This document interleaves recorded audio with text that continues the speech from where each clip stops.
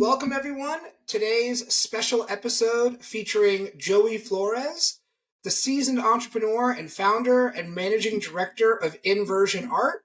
Joey, thank you for joining us. Yeah, thank you for having me, Jason. Awesome. Now let's dive right in. So, Joey, you've been involved in the startup scene for over 20 years.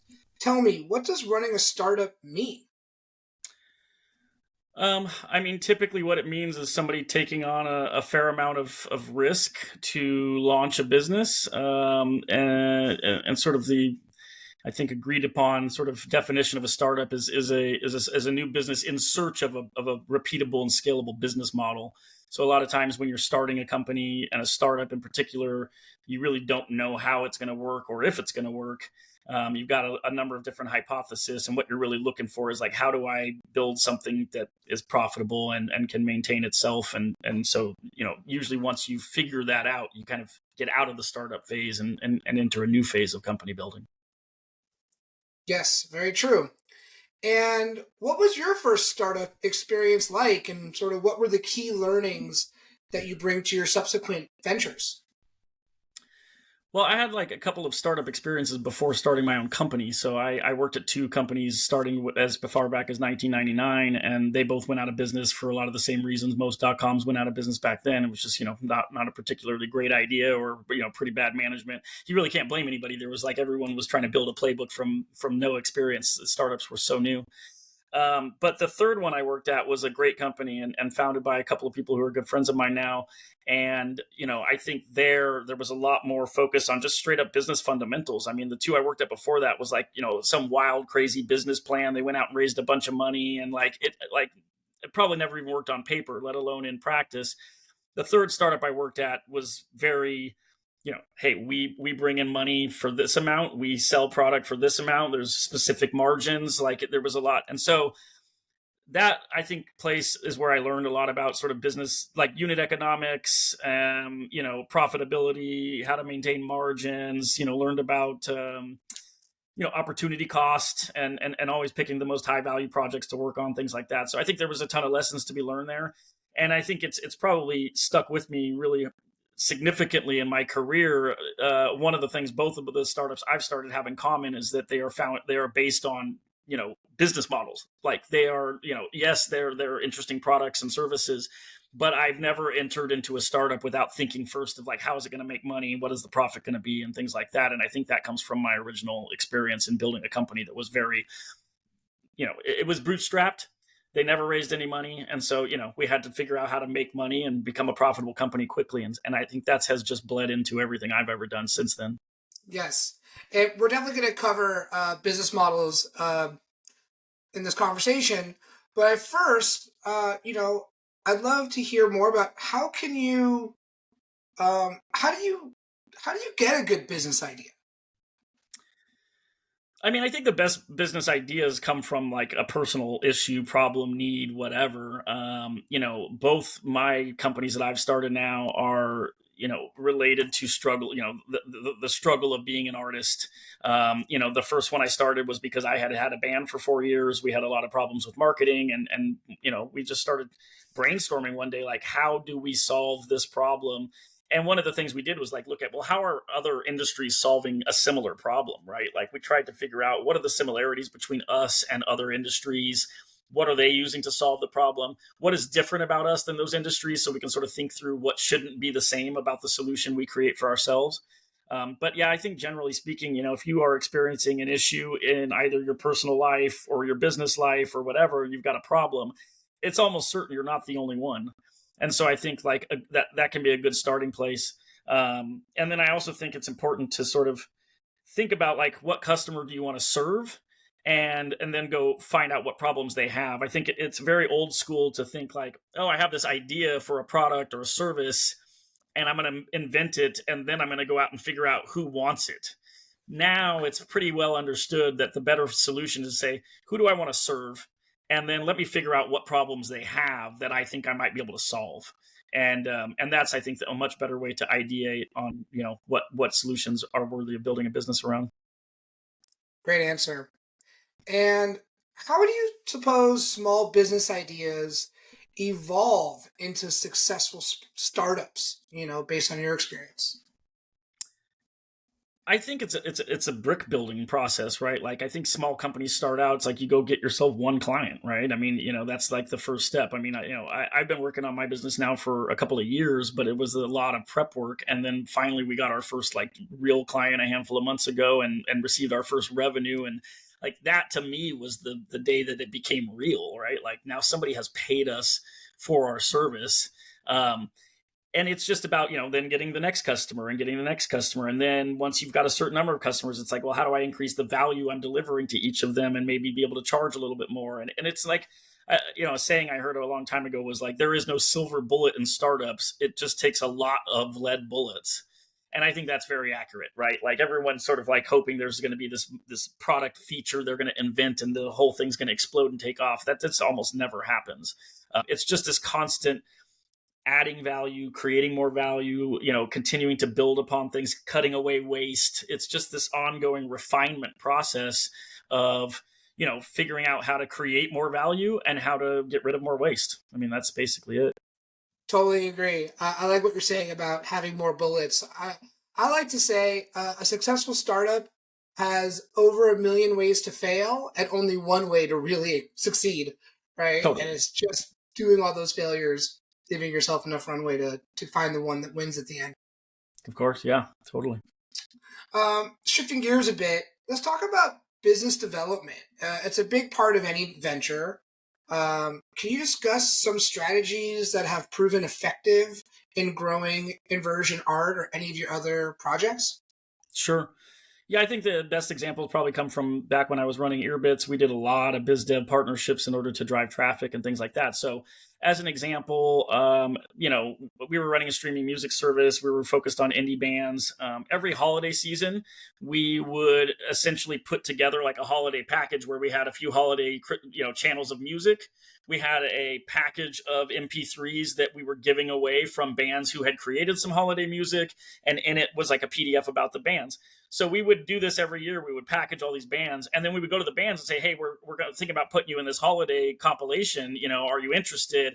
If we add you, will you share this with your audience?" And they're like, "Yes, of course." So that was one partnership with the bands was, "Hey, if we put you into this special program for the holidays, would you promote it to your audience?" And then, we round up 15, 20 artists to be part of that. And then I went to the Google Play Store, which every year is looking for, apps to feature for the holidays. And I said, "Hey, look, we are doing this. There's a free download where you get 20 MP3s of holiday music. There's all this stuff. If I put courtesy of Google Chrome on all of our marketing materials, will you guys feature us in the Chrome store for the holidays?" And they were like, "Totally, like, sure." Like they usually don't get anything in exchange for putting people in that channel. So to go to them and offer to, promote Google Chrome or to provide them with some kind of value exchange in exchange for being featured, we did that probably 3 years in a row, and it drove a ton of traffic. So I think when it comes to like business development, I think it's both a great way for a smaller company to get something from a bigger company if you can find a way to have an exchange of value there. But it's also an incredibly risky way to build a company because you're putting just a lot of faith in the hands of a partner. And if they don't come through in the way that you expected, you may have put a lot more time and resources into the partnership than what it really ended up being worth. And we had that happen a number of times where like we had one partnership, we dropped everything for 3 months, worked on a partnership. We thought it was going to drive massive amounts of traffic. And then on the day that we announced that all the traffic came was from press talking about what a cool partnership it was. Like the actual partner drove nothing. And so it's very risky to use business development early on when you are kind of when you only have a few eggs to put in baskets and you inherently have to put them all in this new partnership basket. That's just a really risky thing to do when you're a small company. So I definitely advise people to be careful about partnerships because they're just not in your control. But it's definitely a very interesting way to get free traffic, free services, and all kinds of things if you can figure out something appropriate to trade for those. Wow, that was a great answer and story. And I love that story about how you hacked the Play Store to get you featured. Uh, Yeah. And another interesting thing, a lot of times when big companies come out with new partnership programs, they have a lot of big goals around making those programs successful. And so I find it's very interesting. It can be, again, pretty risky, but like, for example, when Facebook was coming out with some new features quite a few years ago, they were looking for companies to build very cool things using those new features. And we had some great ideas for how to do that. And so we managed to have Facebook, like put us into this early partnership program.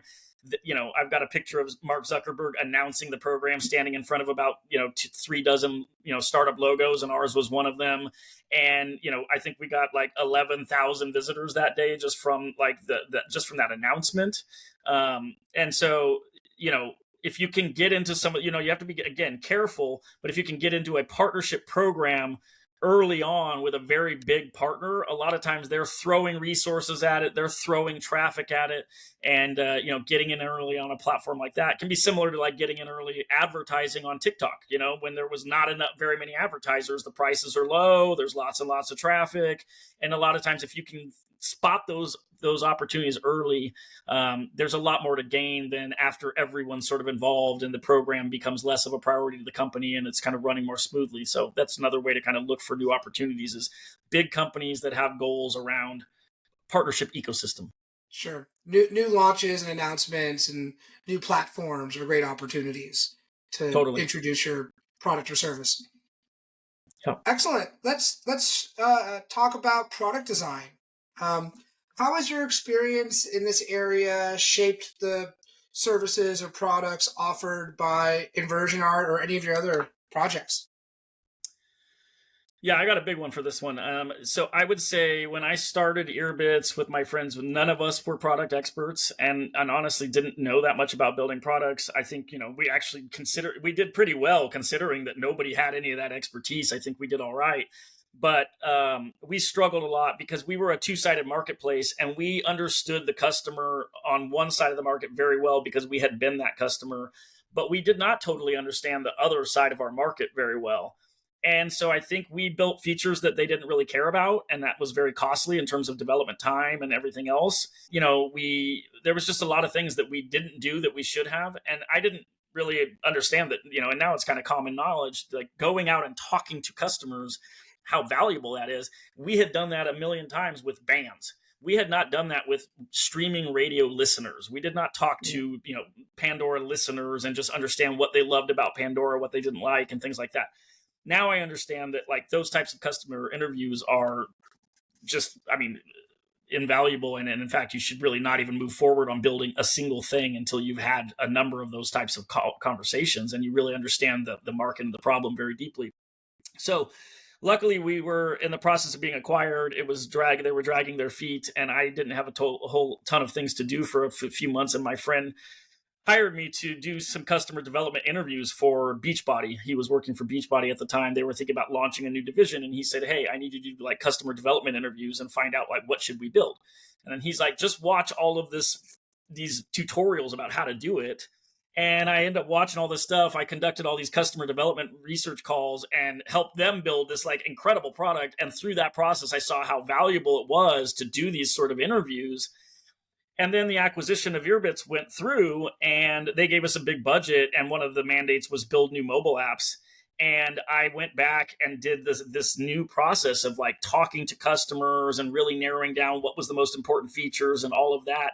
And just really taking customer development to this more strategic and sort of standardized process. And the apps that came out the gate at like 4.5, 4.6, 4.7 stars. I can't remember, but the apps were just incredible, way better than anything we had built previously. And, so it was through that I sort of learned how important it is to just talk to customers and really understand the market. And I didn't even start doing anything for Inversion Art until 6 months after I began customer development calls. And I talked to about 120 people before I even, began to think about what the product for Inversion should be. Wow. Yeah, the best source of truth is always your customer at the end of the day. Totally. And you'd be surprised how many people avoid talking to their customers because that's just like, it's not everybody's strong suit to jump on the phone and talk to a stranger. But it's one of the most important things to building a startup, if not the most important thing. Noted. Let's talk about formal business plans. I'm curious, do you still find that formal business plans are important for startups when they get started?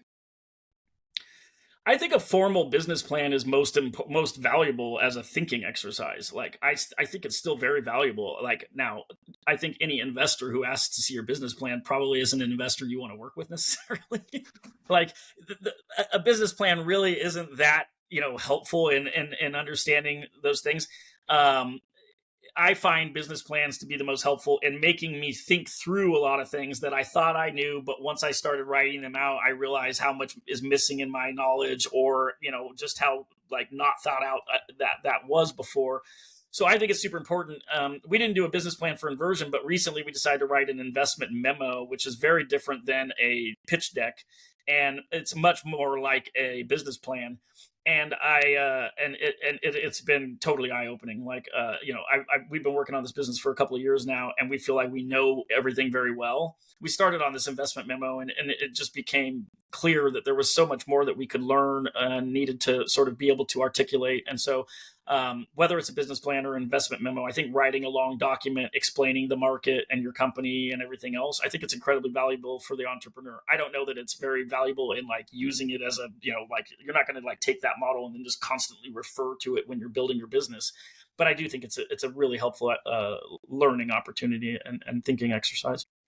Yeah, I couldn't agree more. I've always found that I I, I I like to start with actually creating a pitch deck, and getting it on paper and working through some of the you know value props and market opportunity and how this might resonate with investors or future employees and staff. And once Mhm. it's written down, you now have something you can share to get feedback on as well. So um, Yeah. I certainly agree with you. I think whether it's a business plan or pitch deck or memo, it's good to get something in writing at the very beginning of the business creation.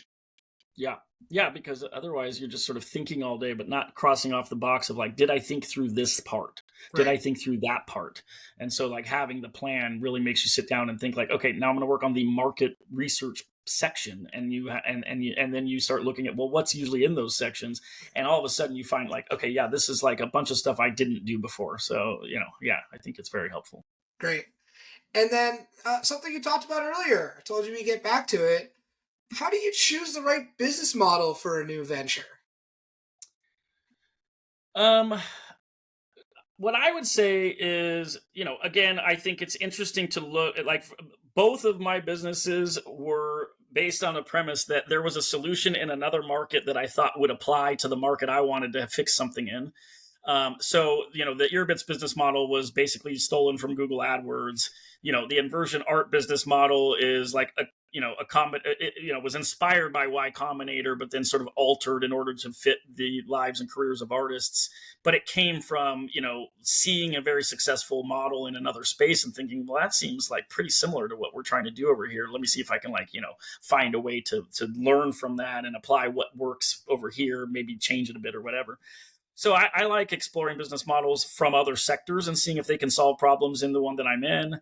Um, One of the most important things, though, I think, is like, aligning your own success. And I don't think all companies do this, but aligning your own success with the success of your customers is, I think, something that's important to me. And that's something that we've thought a lot about with Inversion, is just sort of like, you know, tying theirs, like ours is a revenue sharing business model for the most part. So it's pretty much like if they become more successful, we become more successful. So, I think it's very clear. But an example of a service that's like totally not aligned with their users is like dating apps. It's like, I'm charging you a $20 monthly subscription to be on this dating app. I don't really want you to find your life partner, right? Like then then I just lose you as a customer. And I think it's like, that's just a perfect example of a total misalignment of the goals of the customer base and the company, is that most of those dating apps make money from you not, from you continuing to have to date forever. And so I think if they were more success based in some way, and I don't know what that looks like, which is probably why it hasn't been solved. But I think one of the issues there is that they need to figure out a way that the company is not incentivized to keep you single. Yes. New business opportunity for anyone listening, right? Maybe when you sign up for a dating app, instead of paying $20 a month, you have to pay like 1,000 up front and like another 1,000 when you submit a marriage certificate or something like that, right? Like Right, some or way pay to per match, pay so per that you match. don't have people getting, hundreds of matches and other people getting two and paying the same amount. And like, there's so many problems with it. But if I were sitting there building a new dating app, focusing on a different business model would be a huge focus of mine, because I just think it's like that. I think that's one of the reasons why, those apps are just such a poor experience for their users, Yeah, is that there's just this total misalignment of goals between the company yeah, building it and the customers. totally agree.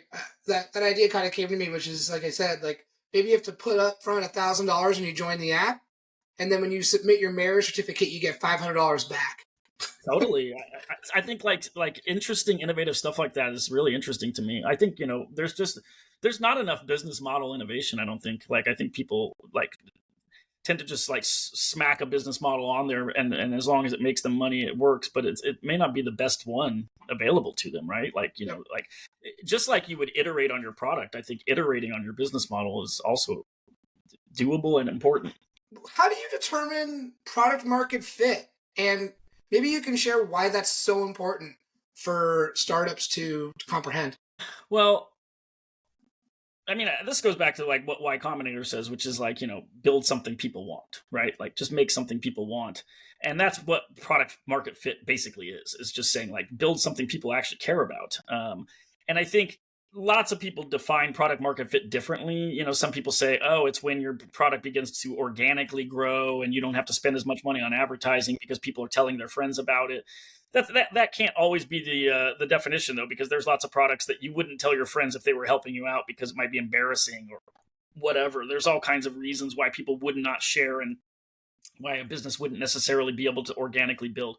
So I don't know if I share that idea in terms of the definition, but I think product market fit, even though it's hard to define, is essentially when you finally built something that people want bad enough to either pay for or use with such regularity that you're able to monetize the service in other ways because you have this massive user base.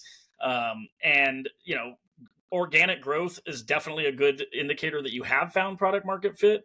But I don't think it's the only indicator. And there's certainly lots of businesses out there that still advertise heavily, even though they have product market fit, because they want to grow faster. So I think it's just about, having finally built something that people love. If you have like some seriously passionate advocates in your user base, and then you also have, you kind of cross the chasm and you have quite a few people that are like not early adopters who still really like your service, and then I think you're starting to border on having product market fit. When it's not just early adopters and it's like, people who are not quick to pick up a solution like yours are now using it and keeping it, you probably have product market fit. I love that explanation because there are a lot of different um, definitions, and that one's just as good as every other one I've heard. So thanks for sharing. Um, can you share your insights a bit on marketing strategy and how market research fits into scaling your business? Sure. So I think, let's start with the research component. Market research, when you're building a service, assuming you have any competitors, like, you should understand, where are they advertising? How are they marketing? What is the messaging? Like, just understanding what's already happening in the marketplace and what you're up against in terms of competitors and other solutions, is important to really know. But there's all kinds of other interesting things too. If you look, for example, at all of the logos of all of the banks in the United States, like, the colors blue and red are pretty predominant across that sector. And there's a good reason for that. Those colors, certain colors have an impact on the way people feel, and blue and red create trust, whereas certain other colors do not. So you might see like certain apps with like a bright pink. You look at Twitter, it's got like a bright red, and and other things. But yeah, you go into some of these more like stodgy old businesses, and they keep things a little bit more clean. So I think just like kind of knowing what's going on in your industry and sort of like what everyone else is doing is super important, and also understanding like why they're doing those things is really important. and it'll give you tons of ideas, right? I mean, you'll see their ads, you'll see where they're at. You might see, oh, it's interesting. They're marketing this group over here, but I noticed that like that same group, kind of congregates over in this corner of the internet, and like they're not advertising over there, but it's the same audience. Maybe this is an untapped channel I can go after. So there's just tons of to learn from looking at what your competitors are doing. I think you can also say like, generally if they're doing something at scale, it probably means it's working. It's not always safe to assume that what's working for your competitor will work for you, but it's certainly a good way to like not have to learn every mistake yourself, is to go see like what are they doing and what have they stopped doing and things like that. In terms of like a marketing plan and marketing strategy, I mean, it's very dependent on like where you're at as a company. I think early on, getting customers in all kinds of weird, unique ways is like totally normal. I mean, if you're building a service for bands, for example, I mean, like going to clubs and talking to bands as they're as they're wrapping up their show. I mean, it's like, you would do that in the first year of building a business focused on bands, but 3 years from now, you should not be still doing that same thing. So I think a lot of times what people do is they read sort of marketing advice that's like, oh, you should be spending this much. Like well, I'll leave names out of this, but there's a popular influencer who's like, if you're not spending at least $10,000 a month on Facebook, you don't exist and you're a terrible human being. And I'm like, dude, that is so stupid. There's a million businesses that should not be spending $10,000 a month on Facebook. And so I think like don't get roped into the trap of thinking that every piece of advice you see on marketing is for you, for your company, or for your company at this phase. It might be appropriate for your company in year 4, but it's totally not appropriate in year 1. And so yeah, I think when you're thinking about a marketing plan, I think it's important to sort of like think about like what your strengths are now and how you can capitalize on those things, and sort of also just know that whatever you're doing today is probably not going to be the same thing you're doing a year from now. Great answer.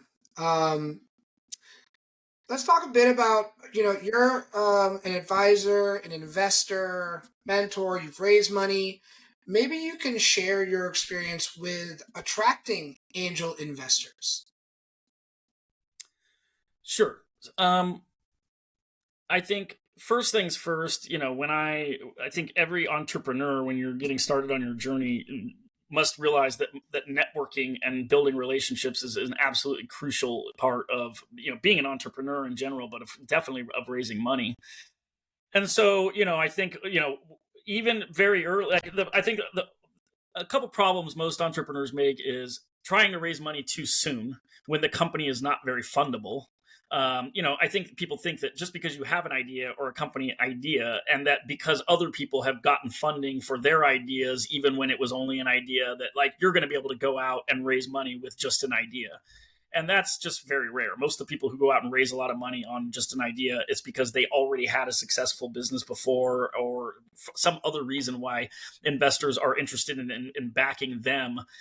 It's very rare that you would just take a PDF to somebody and they're going to hand you money. So, I think rather than trying to start fundraising too early, what entrepreneurs should do is start building their fundraising network up very early. And that, to me, would be make a list of some of the most, of the investors you would most like to work with, then make a list of their portfolio companies, and then go make friends with the founders of some of those companies.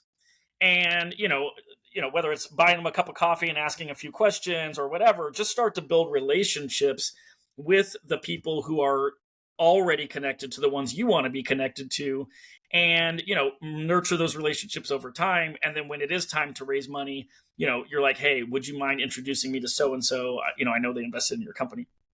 So I think, building up that network is super important. And then, starting, I don't know. The fundraising is too long of a conversation, I think, for this call that we're having. There's just too many things to think about. But I think, yeah, maybe I'm wrong. This idea that building relationship with investors over time is the way to sort of do it.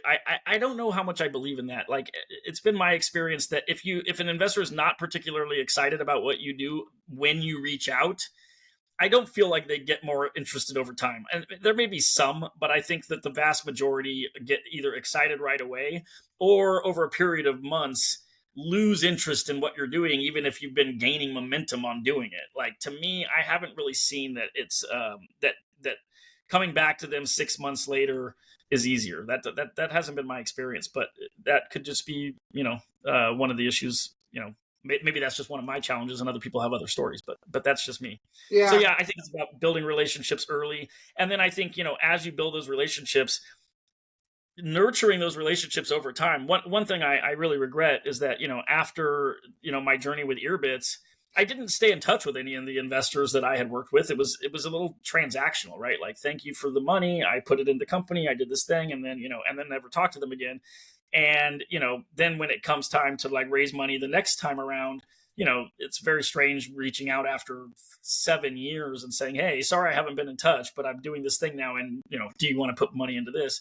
I think those things would just go better if you maintain good, real relationships and friendships with people over, yeah, I think maintaining relationships is very important in startups, both your business relationships, and also, just on a side note, not letting your personal relationships fall to the wayside while you're building companies. Yes. And like you said, that's a very big conversation to unravel. And so we can't do it all in this call today, but we can maybe do that in a follow up conversation in the future.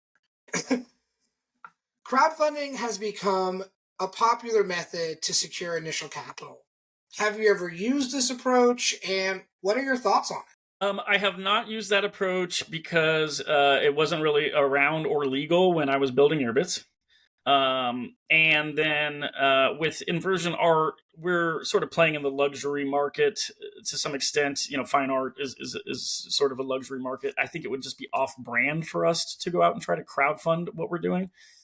So we haven't done that with Inversion Art, just because we feel like it's just not a good look for what we're trying to do. But I think any entrepreneur who has access, I'll say this: I think that crowdfunding is great, and I think if you can crowdfund, great. I think that probably the drawbacks are, it used to be people thought, look, if I launch a Kickstarter, like when Kickstarter came out, it was such a novel idea that just having a Kickstarter for whatever it was you were building was itself newsworthy and would get a lot of attention.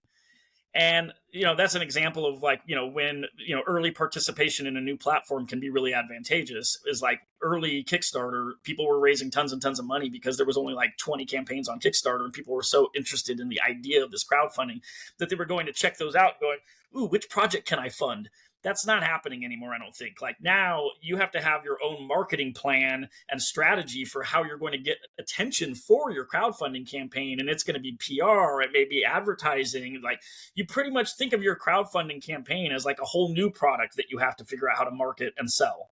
And so I think it can be a great tool for people, but I think people seriously underestimate like what is involved in running a successful campaign. Everything from like, if you offer perks that are too hard to deliver, to like, there's all kinds of things you could do wrong in a crowdfunding campaign. So I think, yes, it's a great tool and resource for people. And, we've thought about using it, and just come to the conclusion that we probably shouldn't.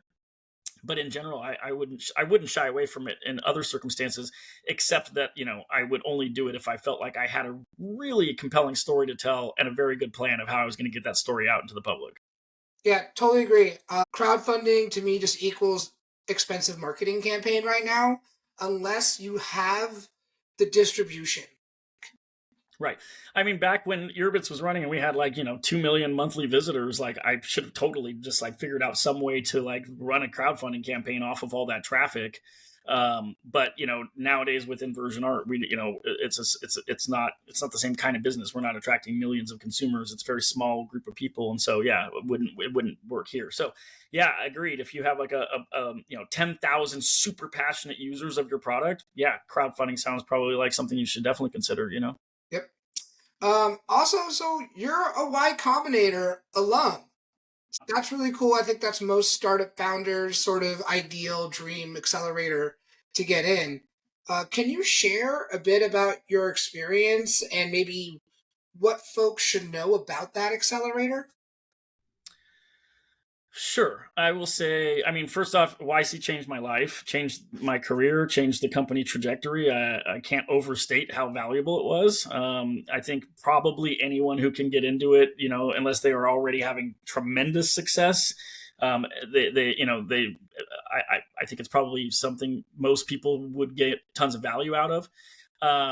I think it's even more valuable these days for B2B startups because you can sell to the YC alumni network. So, you go in with an interesting tool, and now you're part of a group of thousands of companies. And, there's a lot of easy ways to communicate with those companies and stuff like that. And they tend to respond better to outreach. So B2B company, total no-brainer. Definitely go into YC.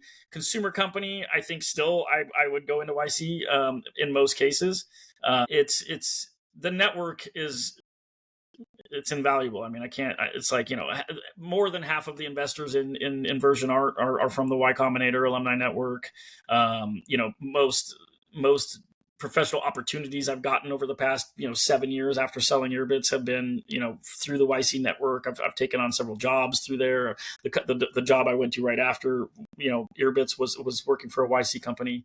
So I think it's incredibly valuable. I think it's probably not as valuable on a per startup and founder basis as it was when I went through, I think, because of the number of companies that get in now. But for certain people, I think it's probably still delivers, as much value or more. Okay, great info. And coming to the end here, in your opinion, what is the number one mistake startups make that they should avoid?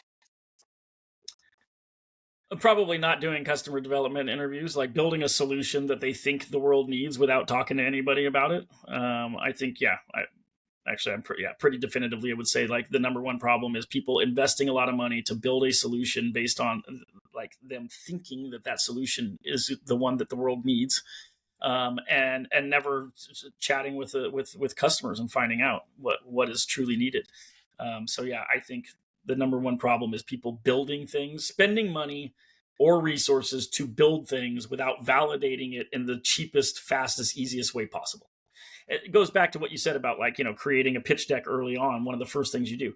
There's a book, incredible book. Everyone should go buy it. Disciplined Entrepreneurship. It's basically like all these professors out of MIT have created like a framework for building companies. And long before you ever build a piece of code, what they talk about is segmenting markets, figuring out what customer you're going to focus on, and all these things. And then what they suggest doing once you've interviewed all these customers and they have told you what their problems are and you think you have a solution, only after you've done all this research, you create a flyer advertising your solution, sign up now and get this, right? Like, obviously the service doesn't exist yet, but you create a flyer for it. And then you go to people who are in your target market and say, hey, I found, you wouldn't say, hey, I found this flower, but you kind of say, hey, take a look at this flyer. Is this a service you would be interested in?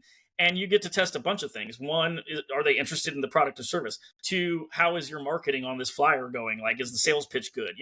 And they might say it looks like a cool product, but I don't understand. Well, then it's a problem in the communication, you know what I mean? And so on and so forth. But, you basically, not until you have people go, that looks amazing. Like, where do I sign up? Then you go, great, I'll put you on our waiting list and I'm going to start building this thing now because I know, 20 people I just showed this to, 17 of them said, this is awesome. Yes, I'd love to buy it. I think, getting as far as you possibly can down the validation of your idea without building anything is probably the smartest thing that most people don't do. Great. And so where can people find out more about you and your companies? I know people can book you one-on-one through MentorCam. Do you have any messages to the people who are going to watch this on what you can help them with when you mentor them? Yeah. Find me on MentorCam first of all. I'm on LinkedIn. You can find out more about the company at inversionart.com. You can go look up old pictures of me with dreadlocks back when I was running earbits. So it's not hard to find me on the web. I'm curious, for the people listening that might want to get a one-on-one mentor session with you. What is it that you're, most excited or most skilled in helping those people work through or solve? I definitely like working on storytelling type stuff. So pitch decks and things like that, I really enjoy. I think, my companies, I sold my company after only raising a small round of angel capital last time. And this time we've raised a small amount of angel capital. So definitely do not hit me up if you're raising like Series A, Series B capital. And I think there are definitely better people for, like bigger rounds of fundraising. I have not done that. I think, I'm happy to talk to people about product, marketing, business development. I haven't been the person who's actually doing the marketing at one of my companies in a long time. I'm more of the person who's like coming up with ideas and working with the team to help them execute well. So at this point, if like the things you need are really in the weeds about any of these topics, I may not be your best person. Like, at this point, it's more like high level strategic thinking, business development, partnerships, fundraising, storytelling, how to find a board of advisors. I really like advising on, securing the right advisors. So yeah, I think I'm definitely a generalist. So, like lots of things we can talk about. And I think if you want to, hire, like schedule a call on MentorCam, feel free to schedule the call, but then shoot me a note about what you're looking for. And if I don't feel like I'm going to be able to help you, I'm not the kind of person that's going to waste your money taking a call. I'll just say, hey, that sounds like something I'm probably not going to have a ton of value to add. So, that's I'm definitely would be upfront about that if somebody scheduled a call hoping to get information that I don't think I have. Well, there you go. We had Joey Flores here. Book him on MentorCam. He'll let you know if it's a good ROI before you waste your money on him. Thank you for being here so much. Yeah, thank you, Jason. Appreciate the call. It was a lot of fun.